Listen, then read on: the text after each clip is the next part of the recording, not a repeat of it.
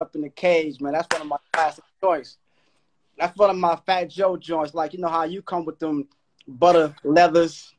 You always was like, I remember I used to always say to you, man, you probably you're the flyest big man I've ever met, man. You always like, you know, because usually all the shit come in all sizes. You feel what I'm saying? Like 9.5, medium.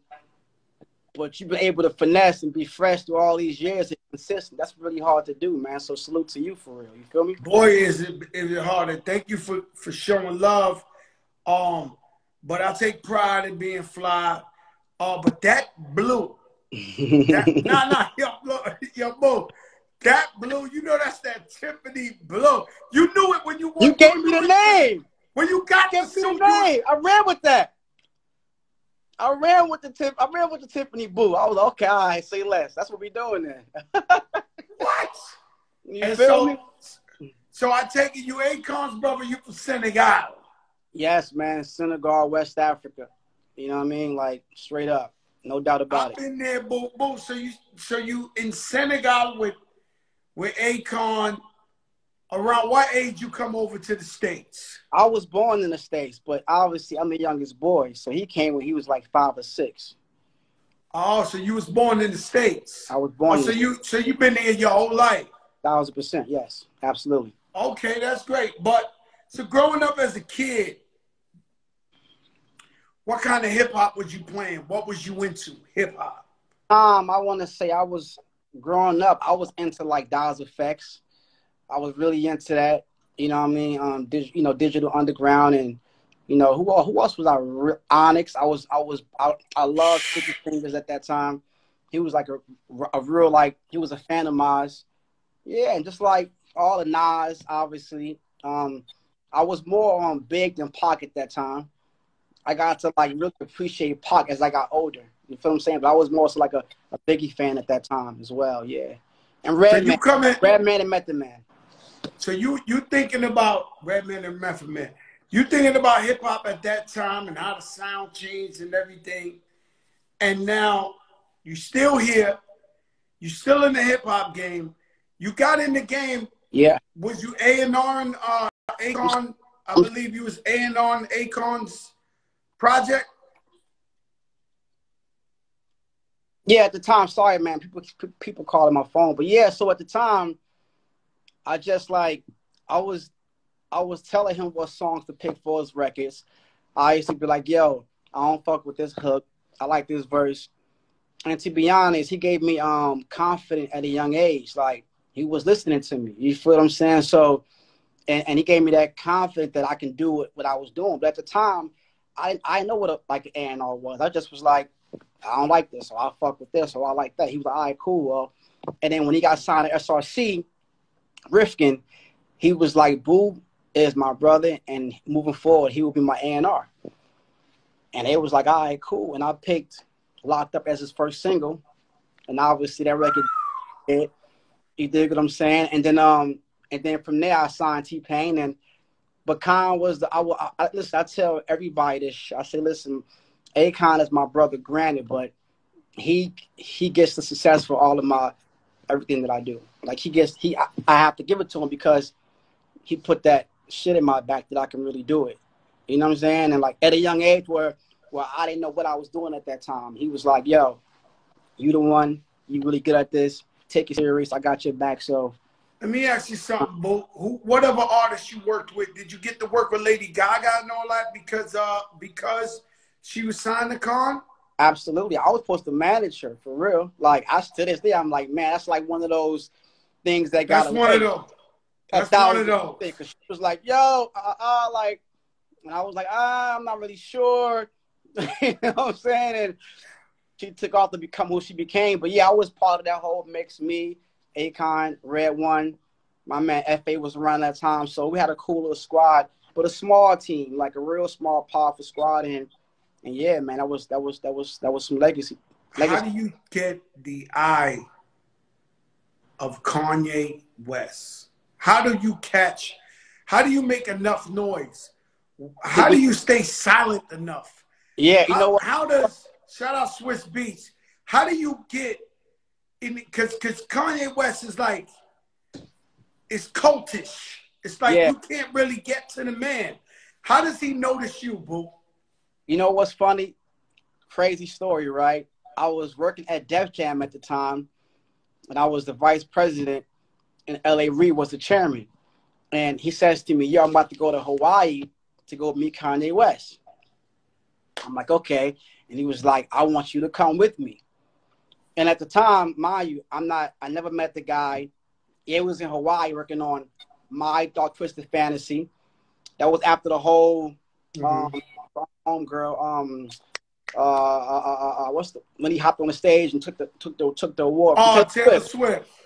So he was in there working on that. So he was like away from the people. Nobody seen him in like a year and a half, but he was like locking in. So I went out there, and Joe, I'm gonna keep it real with you. Like, I met the guy, we was kicking it, and when I was supposed to leave with LA, he was like, yo, I want this kid to stay with me. On God. That's on everything I love. He was like, yo, LA, can he stay for like 2 weeks? And my LA's like, yo, what? Like, he was kind of like, you want Boo to stay with you? Like, yeah, but like, why him? Kind of like, damn, like, he really fucking with you.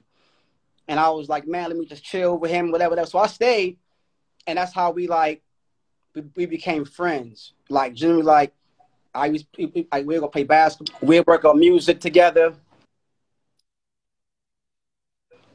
And then from there, we built like a real relationship. But he asked me to stay when I came with L.A. Reid. That's how I met Kanye West in Hawaii.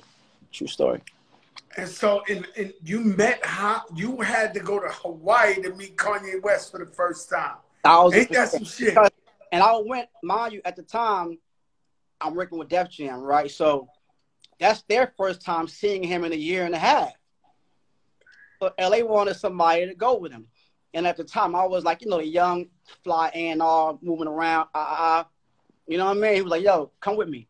And I came with him, and that's how it all happened. And we just, like, clicked instantly. You know, I got a funny story to say. I got a boy that was out there on vacation around that time. And he always told me, the man never lied to me. Right. He always told me a story that one day he was out there and he was like in the middle of the night walking on the beach. And he ran into Rihanna on the beach at that time.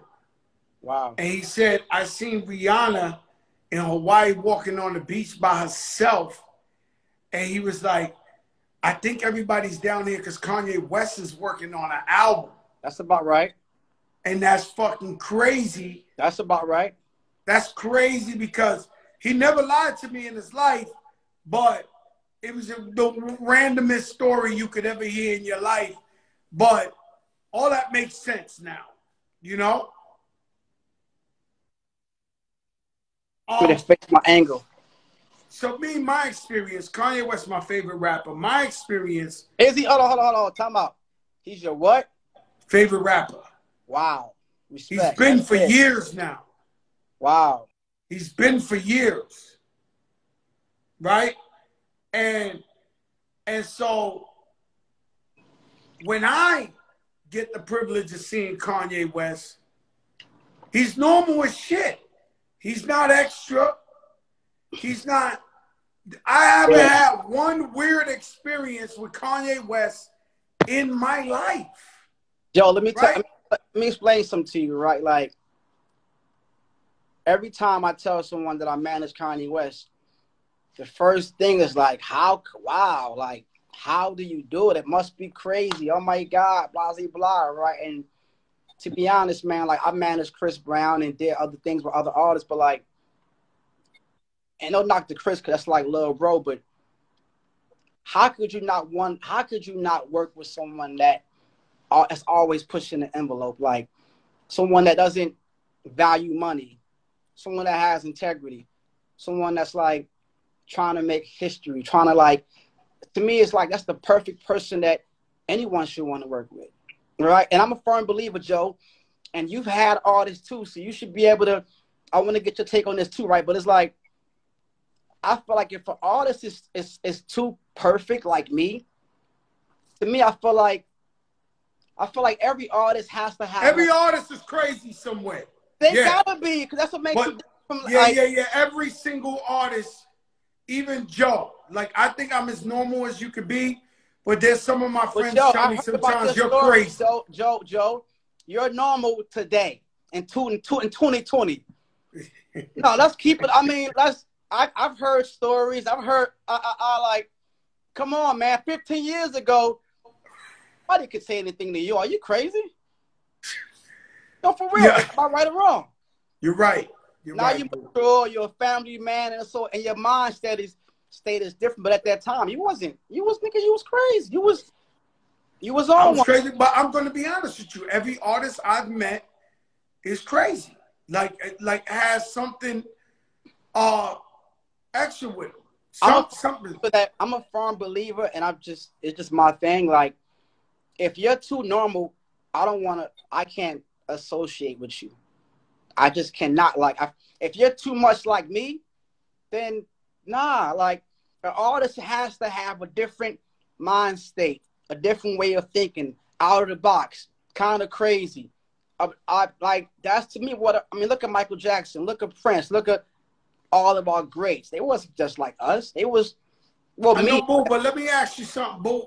But what I'm trying to say is, I've seen them act crazy on video and at shows and shit. I've seen them say some crazy shit.